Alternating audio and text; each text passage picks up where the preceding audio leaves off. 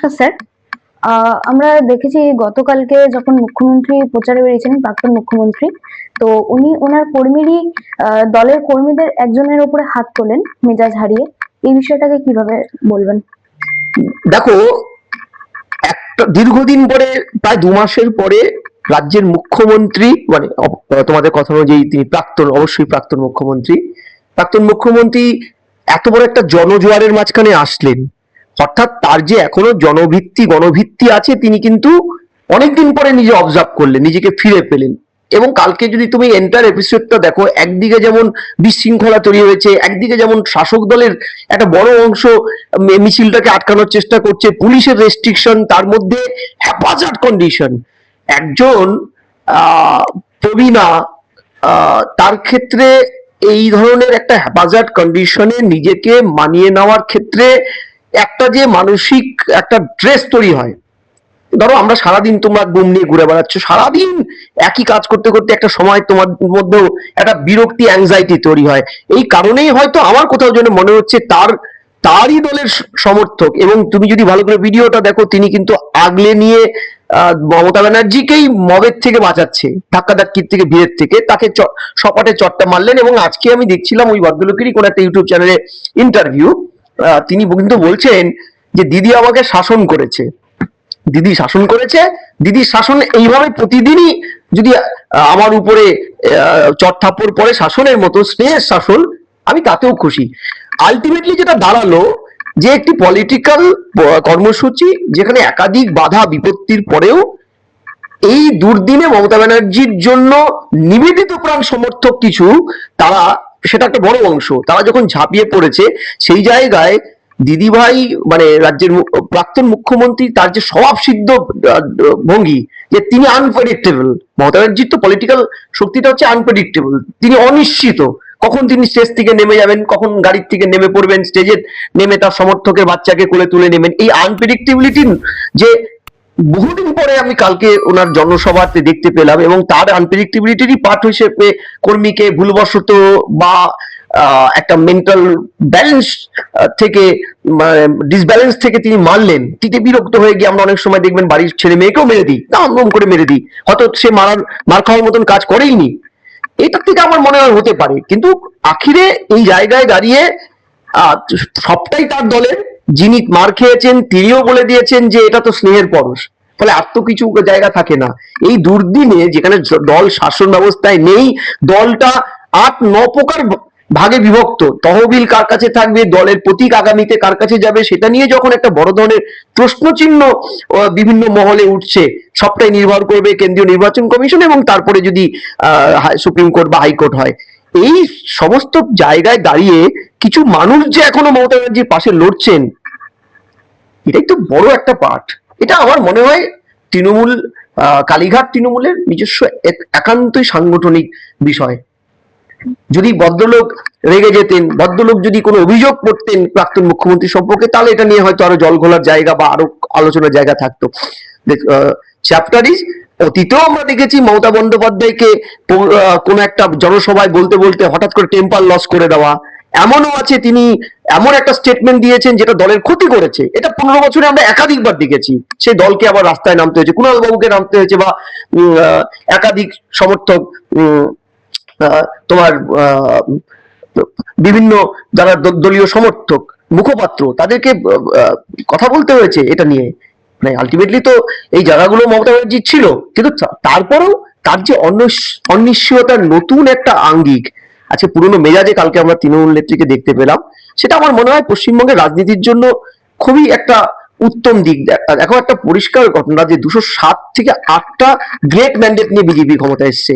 এই বিজেপি বিপুল সংখ্যক ম্যান্ডেট নিয়ে এসে জনগণের জন্য যে কাজগুলো 15 বছরে মমতা ব্যানার্জি বা 34 বছরে বামেরা করতে পারেনি বা করেনি, সেগুলো যদি পূরণ করতে চায় মানুষ, পরিবর্তনটা তা নিয়ে নতুন ভালো কিছু করার জন্য, সেটা তখনই ফুলফিল হবে যদি বিরোধী শক্তি সংগঠিত ভাবে ইতিবাচক নেয়। সে বিরোধীর যদি শাসকের অঙ্গুলি হেলনে চলে, তাহলে কিন্তু জনগণ আখিরে কিন্তু শাসকের থেকে কিছু পেতে পারে না। সেই জায়গায় দাঁড়িয়ে মমতা ব্যানার্জি যদি ইতিবাচক দৃষ্টিকোণ নিয়ে যেভাবে ময়দানে নেমেছেন, তাতে আমার মনে হয় রাজ্যের মানুষের জন্যই তো ভালো। স্যার, আরেকটা প্রশ্নে যাব। তৃণমূল এর অ্যাকাউন্ট ফ্রিজ, এই বিষয়টা কিভাবে দেখছেন? দেখো, তৃণমূলের অ্যাকাউন্ট ফ্রিজ বা তৃণমূলের যে একটা সামগ্রিক সংকট, আজকে তো মাননীয় হাইকোর্ট মানে তাদের অবজারভার বা ম্যাজিস্ট্রেট, সম্ভবত ম্যাজিস্ট্রেটের নিয়ন্ত্রণে, একজন অবজারভারের নিয়ন্ত্রণে লিমিটেড ফিল্ডে তাদেরকে, যতদিন না পর্যন্ত কেন্দ্রীয় নির্বাচন কমিশন বিষয়টা সমাধান করছে যে তৃণমূলের আসল ক্ষমতাটা কোন পক্ষের থাকবে, কোন শিবিরের, ঋতব্রত শিবিরের নাকি মমতার কালীঘাট শিবিরের, যতদিন না সমাধান হচ্ছে ততদিন পর্যন্ত তারা লিমিটেড ইয়েতে কোর্সে টাকা খরচা করতে পারবে, দল পরিচালনার ক্ষেত্রে বড় রকমের টাকা একসাথে তুলতে পারবে না, সেক্ষেত্রে রেস্ট্রিকশন করা আছে। এটা পশ্চিমবঙ্গ কেন, ভারতবর্ষের রাজনৈতিক ইতিহাসে এর উদাহরণ প্রচুর আছে। এআইডিএমকে করোনা জয়ললিতা মারা যাওয়ার পরে তার দলেও কিন্তু এরকম একটা ক্রাইসিস তৈরি হয়েছিল এবং পরবর্তীকালে ডিউ টাইমের মধ্যে সে সমাধান হয়নি বলে কেন্দ্রীয় নির্বাচন কমিশন 2-3টে শিবিরকে তাদের অস্থায়ী সিম্বল দিতে হয়েছিল। এমনকি শরদ পাওয়ারের পাওয়ারের ঘটনাটা, কাকা ভাইপোর যখন সিম্বল নিয়ে প্রবলেম হচ্ছিল, এমনকি একনাথ শিন্ডের ঘটনাটা বহুদূর গড়িয়েছিল সুপ্রিম কোর্ট অব্দি, যদিও শেষে একনাথ শিন্ডেই সিম্বলটা এবং দলের প্রতীক তহবিল পায়, যেটা 71-এ সাদ্দাক আলী ভার্সেস কেন্দ্রীয় নির্বাচন কমিশনের মামলার প্রেক্ষাপটে যে সুপ্রিম কোর্টের অর্ডারটা ছিল সেই ভিত্তিতে ডিসাইড হয়েছিল। কিংবা 68-এর সিঙ্গেল অর্ডারের 15 নম্বর ধারাটা, যেটার ভিত্তিতে কিন্তু একনাথ শিন্ডে পেয়েছিল দলীয় প্রতীক। এক্ষেত্রেও ঋতব্রত শিবির পাবে নাকি মমতা ব্যানার্জির কাছেই থাকবে, সেটা ডিসাইড হবে আগামীতে আইন, ভারতবর্ষে এক্সিস্টিং আইন এবং সুপ্রিম কোর্টের সওয়াল জবাবে। কিন্তু এখানে একটা জিনিস যে দেখো, এরপরে চিত্রনাট্যে কিন্তু অনেক কিছু অ্যাড হয়েছে। যেমন একটু আগের ঘটনা, একটা বড় অংশ তৃণমূলের রাজ্যসভার যারা প্রকাশ চিকবড়াই, তারপরে শুভেন্দু শেখর রায়, হ্যাঁ, এমনকি ওই সুস্মিতা দেব, হ্যাঁ, এনারা ইতিমধ্যেই বিজেপি অফিসে গেছেন, জয়েন করে গেছে, আচ্ছা। জয়েন করে গেছে, তারা হ্যাঁ। প্রতীক, দলীয় প্রতীক নিয়েছে, মানে তারা বিজেপির টিকিটে 3জনই আগামীতে এমপি হতে যাচ্ছে। আবার ইস্যু পাঠানকে দেখলাম, দিদির প্রিয় ইস্যু পাঠান, মুর্শিদাবাদের সাংসদ, তিনি কিন্তু হাজির হয়ে গেছেন একদম নবান্নেতে। তিনি ওখানে ক্রিকেট ম্যাচ তো নিশ্চয়ই খেলতে যাননি, ক্রিকেটার নিশ্চয়ই তার পলিটিক্যাল একটা কারণ আছে, মুখ্যমন্ত্রীর সাথে তার আগামীতে কি প্ল্যান আছে, কি সময় বলবে। কিন্তু এগুলো প্রত্যেকটাই কিন্তু হচ্ছে বিজেপির পলিটিক্যাল ইন্টারেস্টে এবং এক্সিস্টিং মমতাপন্থী যে তৃণমূল তার এগেনস্টে। ধরো সিম্বল এবং ইয়েটা, এই যে তৃণমূলের যে এই মুহূর্তে লেজিসলেটিভ পার্ট, অর্থাৎ এমপি এমএলএ মমতা ব্যানার্জি শিবিরে, তাদের সংখ্যা এবং অর্গানাইজেশনাল পার্ট, এরা যদি ম্যাক্সিমাম ঋতব্রত শিবিরে চলে যায় বা বিজেপিতে ভেঙে চলে যায়, মমতা কিন্তু শুধু একা হবে না। মমতার তহবিল, প্রতীক এবং রেজিস্ট্রেশনের দাবিটা ভারতবর্ষের এক্সিস্টিং আইন এবং প্রিভিয়াস সুপ্রিম কোর্টের যে সওয়াল জবাবগুলো, রায়গুলো, তাতে অনুযায়ী কিন্তু তিনি এই সিম্বল, তহবিল এবং রেজিস্ট্রেশনের অধিকার থেকে আস্তে আস্তে দূরে সরে যাবেন, অর্থাৎ হাতছাড়া হওয়ার সম্ভাবনা কিন্তু থাকতে পারে। স্যার, তাহলে কি বিজেপি মহলে তৃণমূলীকরণ শুরু হয়ে গেছে? সেটা তো এক অঙ্কে তুমি বললেও আমি আমার তো এখন পরিভাষাগুলো আলাদা, কখনো ভালো তৃণমূল শুনতে পাই, আবার তো আজকে দেখলাম যে তৃণমূলই চলে আসলো বিজেপিতে। দেখো, বিজেপির তো লোকের অভাব হওয়ার কথা নয়, যে সারা পশ্চিমবঙ্গে যেভাবে ভোট হয়েছে, 208টা সিট বিজেপি পেয়েছে, তাতে বিজেপির প্রচুর কর্মকর্তা আছে। বিজেপি একটা সংগঠিত রেজিমেন্টেড হিন্দুত্ববাদী মতাদর্শের দল। এখানে শুভেন্দু শেখর রায় আদি কংগ্রেসই, পরবর্তী তৃণমূলে এসছে, কোনোদিন শুনিনি তিনি অন্তত কোনো আরএসএস বা বিজেপিতে গেছেন। তার বাবা হিন্দু মহাসভার সদস্য ছিলেন শুনেছি, মালদা ভারতবর্ষের পার্ট বা পশ্চিমবঙ্গের পার্ট হয়েছিল তার বাবার হাত যশে, হিন্দু মহাসভার লোক, কিন্তু তিনি ছিলেন এটা আমি শুনিনি। তাহলে তিনি যখন হিন্দুত্ববাদী মতাদর্শে গিয়ে আজকে বন্দে মাতরম, ভারত মাতা কি জয় বলে ঢুকলেন, আমি বলছি এটা তো আম গাছে জাম গাছের ছাল লাগলো। কারণ এই মতাদর্শের থেকে যিনি যে মতাদর্শটা মানতেন না, আমি শুভেন্দু শেখর রায়ের একাধিক লেখা আমার কাছে আছে, যিনি বারবার সওয়াল করেছেন কংগ্রেসী রাজনীতির, পরবর্তীকালে দিদি ভাইয়ের রাজনীতি, মানে কংগ্রেস তৃণমূলের, এমনকি সুস্মিতা দেব, তার সাথে একাধিক টিভি প্রোগ্রামে তিনি সরাসরি বিজেপির নাম উচ্চারণ করে বাজে কথাবার্তা বলেছেন, অ্যাটাক করেছেন, মানে তার পলিটিক্যাল দৃষ্টিকোণ থেকে। তখন তৃণমূল, তার আগে তিনি কংগ্রেসী ছিলেন, কোনোদিন 1 ঘন্টার জন্য আমি তাকে বিজেপি শুনি। এমনকি প্রকাশ চিকবড়াই, আদিবাসী মুখ চা বাগানের, তিনিও তো রাজনৈতিক ক্যারিয়ারটা শুরু করছেন দিদি ভাইয়ের হাত ধরে, আগে আদিবাসী বিকাশ পরিষদ করতেন। এরা কিন্তু বিজেপিতে গিয়ে কি করে সাবস্টেন করবেন, বিজেপির হিন্দুত্ববাদী মতাদর্শে কিভাবে অভিযোজিত হবেন, সেটা যেমন একটা বড় প্রশ্ন, তার চেয়ে একটা বড় প্রশ্ন বিজেপি এদেরকে কিভাবে তাদের আত্মীকরণ করতে পারবে। কারণ 21-এর কথা আমার মনে আছে, বিজেপি 21-এ কিন্তু হেরেছিল তার মতাদর্শের বাড়িটাতে, হিন্দুত্ববাদী মতাদর্শের যে বাড়ি, সেই গর্ব গিয়ে হামলা হয়ে গেছিল যখন তৃণমূল থেকে, কংগ্রেস থেকে, সিপিএম থেকে সমস্ত দুর্নীতিগ্রস্তদের ডেকে এনে টেট, বিশ্বজিৎ থেকে শুরু করে একাধিককে টিকিট দিয়েছিল। মানুষ কিন্তু সেটা মন থেকে মেনে নেয়নি। এটা হচ্ছে ক্ষমতায় আসার পরে এখন যেটা হচ্ছে, সেটা যদি ভোটের আগে হতো তাহলে আমার মনে হয় আজকে বা পশ্চিমবঙ্গের মানুষও ভেবে দেখতো বিজেপিকে আদৌ ক্ষমতায় আনা যাবে, নাকি তৃণমূলকে বসিয়ে রাখা যাবে, নাকি অন্য কাউকে তৃতীয় পক্ষ আনবে। সার্বিকভাবে যেটা বিজেপির তৃণমূলীকরণ হচ্ছে, সেটার ভালো খারাপ দিকগুলো আগামীতে ভোটগুলোতেই ডিসাইড হবে। কিন্তু আমার কোথাও মনে হচ্ছে একটি দলের তার এক্সিস্টিং যে সমর্থক, বিশেষ করে বিজেপি তো মাদার অর্গানাইজেশন আরএসএস অনুপ্রাণিত হিন্দুত্ববাদী মতাদর্শের লোকজনকে দল নিলে মানুষের মধ্যে একটা গ্রহণযোগ্যতা তৈরি হয়।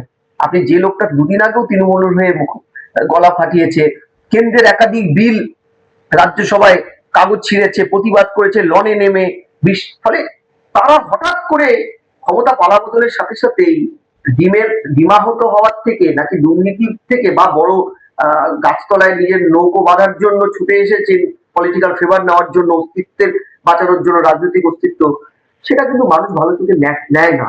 বিশেষ করে রেজিমেন্টের দলে কিন্তু এগুলো চলে না। আপনি বামেদের দলে যদি এই মুহূর্তে তৃণমূলের লোক যায় বা বিজেপির লোক যায়, যেমন লোকে বেমানান বলবে, ঠিক একই তো, তাই তো হলো সেটা, তাই না? হ্যাঁ স্যার, আরেকটা প্রশ্নে যাব। ইতিমধ্যে জানা গেছে যে প্রসেনজিৎ চট্টোপাধ্যায় উনি মুখ্যমন্ত্রী শুভেন্দু অধিকারীর সাথে নবান্নে গিয়ে সাক্ষাৎ করেছেন।